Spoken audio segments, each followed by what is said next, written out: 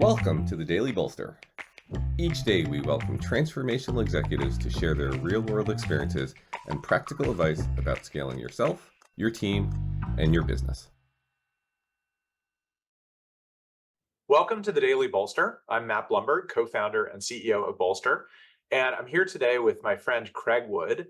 Craig is a multi-time CEO, currently the CEO of Premier International, which is a PE-owned award-winning IT consulting firm, but has prior stints in live events, in direct marketing, in market research. Craig, it's good to see you. Great to be with you, friend.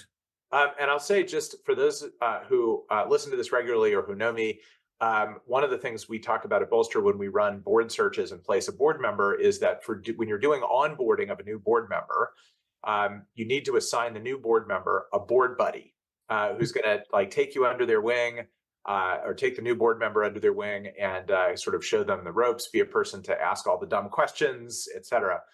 So Craig and I know each other in the context of being each other's board buddies about 15 years ago.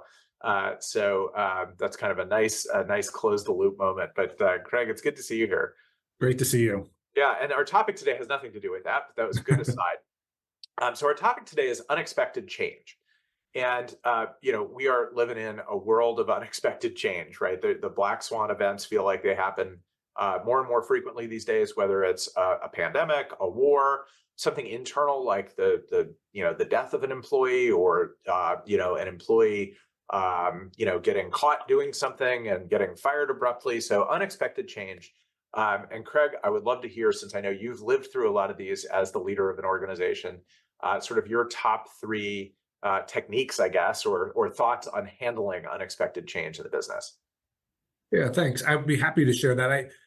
To your point, I think as CEOs, we're great at change management and knowing how to plan for a change and how to communicate. But what happens when something was unexpected?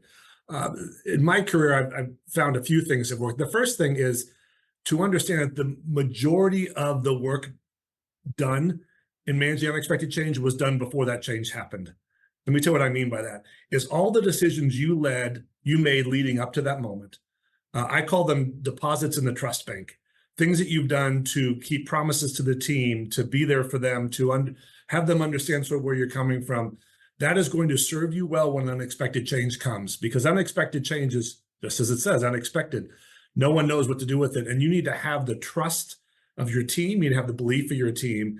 And so I talk a lot about the things we're doing now from our past self, or our current self, is helping our future self. And those deposits in the trust bank, I've used that term a bunch. I've had to take out a deposit from the trust bank and others say, trust me. I need you to trust me on this one because we're navigating some new territory here. So my first thing is the way to prepare for unexpected change is just do the job up front to build the trust, build the rapport, do the things necessary to be able to manage the change when it comes. The second thought I would say, by the way, the concept of the trust bank, which is one that we actually use at home as we talk about parenting our kids, putting deposits in the bank, such a good framework. So I love that. It's interesting. A bit of a side note: I came into this job upon the death of the founder and CEO, so the team didn't know me, so I had no deposits in the trust bank. So the first few things I did were really important to let them see how I was going to lead and how I was going to manage. They were dealing with unexpected change, having lost their CEO and founder. And I had to come in and figure out how to navigate that without having those deposits made yet. 6 years later, here we are with, I think, enough deposits made that people will tell you that they're there, but certainly a lesson learned from that. Okay, great. What's number two? I would say the second thing for a leader to do is trust your plan. And what I mean by that is, as CEOs, as leaders, we have a plan that we're following, and something unexpected happens. It doesn't mean the whole plan is gone.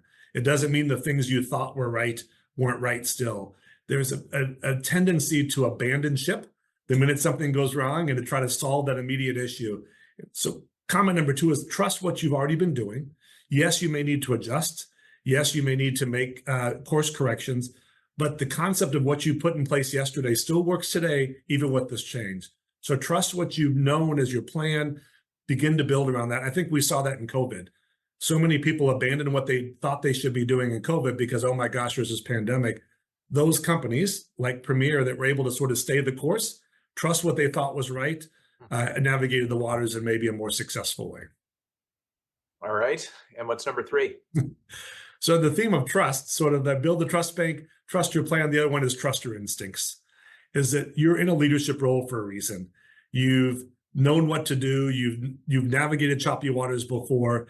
It's important to get input. It's important to talk to your board, to talk to your advisors, to get the kind of support you need. But in the end, you're the one making the decision. And I've learned over the years that my gut and my instinct is right more often than it's not. And in time of uncertainty, a time of change like this, trusting your instinct is the best advice I can give someone, especially a new leader who maybe is just beginning to learn how to trust their gut and what that means in a leadership role. And how do you deal with the moments where your instinct is that your plan is wrong? So you want to trust your plan, but you got to trust your instinct. I think that's where Bolster and advisors come in, right? That's where surrounding yourself with people that can help you understand, is my plan right? This is what I thought was going to happen. We've got a great board at Premier, and there's sounding boards within that board that I can go to and be a little bit more vulnerable, to be a little bit more about, did I miss something here? This isn't working the way I wanted to. At some point, plan versus gut, you've got to make a choice, right? And sometimes you trust the plan and go against your gut, but sometimes you have to trust your gut and go against your plan. All right. Thanks, Craig. Craig Wood, CEO of Premier International, and my former board buddy. Great to see you again. And thanks for taking some time to talk to us this morning. Former board buddy, but current real buddy. So great to be with you, Matt. Thanks for having me.